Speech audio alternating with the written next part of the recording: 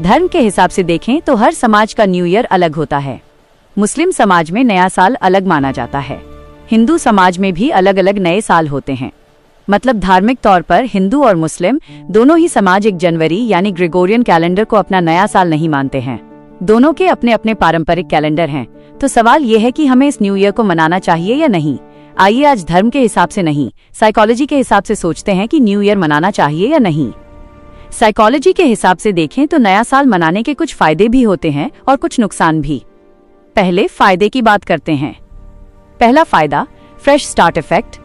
मतलब दिमाग को लगता है कल से सब बदल जाएगा, लेकिन कल और आज में कोई जैविक फर्क नहीं होता। फिर भी इंसान सिर्फ तारीख बदलते ही बदलने की उम्मीद करता है।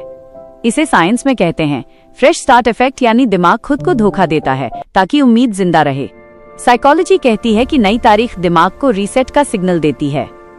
इससे इंसान को लगता है जो गलत हुआ वो पीछे छूट गया। इसी वजह से लोग नई हैबिट्स, पढ़ाई, हेल्थ अक्सर न्यू ईयर से शुरू करते हैं। दूसरा फायदा, सेल्फ रिफ्लेक्शन। इसका मतलब है न्यू ईयर पर लोग सबसे ज्यादा खुद से सवाल करते हैं, मैं कहाँ पहुंचा। न्यू ईयर पर दिमाग नेचुरली पीछे देखता है, मैं क्या चाहता था और कहां तक पहुंचा। ये एक मेंटल ऑडिट है जो हमें अपनी प्रायोरिटी समझने में मदद करता है। लेकिन न्यू ईयर के कुछ नुकसान भी हैं। पहला नुकसान, कंपैरिजन ट्रैप। मतलब न्यू ईयर पर सोशल मीडिया कंपैरिजन बढ़ा देता है। सोशल मीडिया पर दूसरों की अचीवमेंट्स देखकर दिमाग खुद को कम आंकने लगता है। हम अपनी जिंदगी की दूसरों से तुलना करने लगते हैं। सब आगे बढ़ गए, मैं पीछे रह गया। उसने ये कर लिया, मैं कुछ नहीं कर पाया। इससे सेल्फ कॉन्फिडेंस गिरता है और गिल्ट पैदा होता है। दूसरा नुकसान, फॉल्स डेडलाइन प्रेशर। मतलब दिमाग सोचता है अगर इस साल नहीं किया तो मैं फेल हूँ, जबकि फैक्ट ये है कि जिंदगी कैलेंडर से नहीं चलती। इस दबाव में लोग अनरियलिस्टिक गोल्स बनाते हैं और जल्दी टूट जाते हैं। तीसरा नुकसान, इमोशनल क्रैश।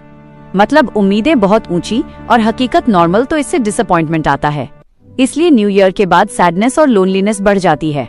कहते हैं 1 जनवरी को इंसान सबसे ज्यादा अकेलापन महसूस करता है। विडंबना देखिए, दुनिया जश्न मना रही होती है और बहुत से लोग अंदर से खाली महसूस करते हैं। क्यों? क्योंकि न्यू ईयर हमें तुलना करने पर मजबूर करता है। मेरे पास क्या नहीं है।